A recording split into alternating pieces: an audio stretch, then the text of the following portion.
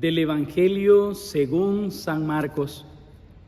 En aquel tiempo, Jesús y sus discípulos atravesaban Galilea, pero él no quería que nadie lo supiera, porque iba enseñando a sus discípulos. Les decía: el Hijo del Hombre va a ser entregado en manos de los hombres. Le darán muerte, y 3 días después de muerto resucitará. Pero ellos no entendían aquellas palabras y tenían miedo de pedir explicaciones. Llegaron a Cafarnaúm y una vez en casa les preguntó: ¿de qué discutían por el camino? Pero ellos se quedaron callados, porque en el camino habían discutido sobre quién de ellos era el más importante.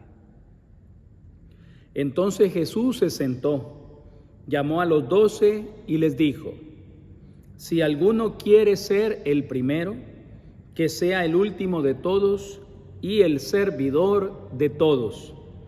Después, tomando a un niño, lo puso en medio de ellos, lo abrazó y les dijo: el que reciba en mi nombre a uno de estos niños, a mí me recibe. Y el que me recibe a mí, no me recibe a mí, sino a aquel que me ha enviado. Palabra del Señor. Gloria a ti, Señor Jesús. Queridos hermanos y hermanas, bendiciones. Y a la vez agradecerles porque juntos extendemos el mensaje del Evangelio de nuestro Señor Jesucristo. Ustedes que comparten el enlace en sus páginas, en sus grupos de WhatsApp, en las redes que están a su alcance, compartir el Evangelio de Jesús es extender la alegría, la esperanza y la paz. El texto que hoy se nos ofrece en esta semana del tiempo ordinario, que estamos retomando, la 7ª semana del tiempo ordinario, contemplamos a Jesús caminando con sus discípulos. Pero hay algo que llama poderosamente la atención, es que los discípulos van conversando en el camino algunas cosas que no son propias de los discípulos del Señor. Y es por ello que cuando el Señor les pregunta de qué van hablando en el camino, ellos se quedan callados.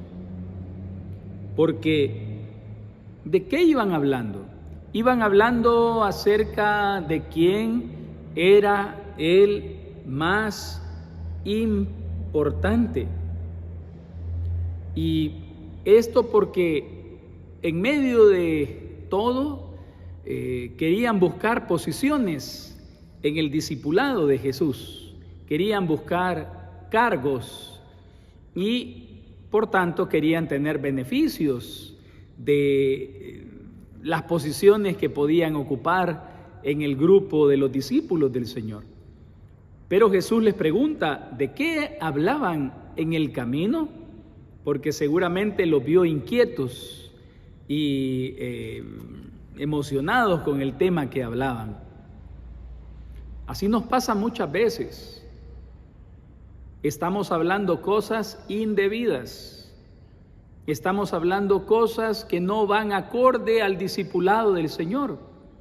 Y cuando el Señor pregunta de qué hablaban por el camino, así como los discípulos se quedaron callados, también nosotros nos quedamos callados. ¿Y saben quién es el que calla? El que ha sido contaminado por el demonio. Y esos son los que callan, porque el demonio actúa en el silencio, porque el maligno actúa en la intriga, porque el maligno empuja a los demás a actuar en la noche, en la oscuridad. Cuando es Dios el que mueve el corazón, ¿por qué voy a callar? Lo que recordamos ayer en Pentecostés, que hablaban y se derramaba el Espíritu y cada uno hablaba y entendía el idioma del otro porque contaban las maravillas que Dios hacía en el corazón, en la vida de cada uno. Atentos, mis queridos hermanos, cuando callamos, cuando no hablamos, cuando nos quedamos encerrados en nosotros mismos, ojo, es signo de que hay una contaminación del mal. El maligno está haciendo que te calles, porque de los demonios más dañinos es el demonio mudo. El demonio mudo, el que hace que te quedes encerrado en tu cuarto, el que hace que te quedes en silencio, el que hace que te aísles, el que hace que te contamines tú solo, porque el demonio quiere atraparte hasta consumirte. Por eso es tan importante la comunidad, por eso es tan importante los hermanos, por eso es tan importante salir de nosotros mismos y dejar ese encierro que contamina. Por eso el Señor le dice a los discípulos, si alguno quiere ser el primero, porque el Señor sabe de qué venían hablando, si alguno quiere ser el primero, que sea el último de todos y el servidor de todos.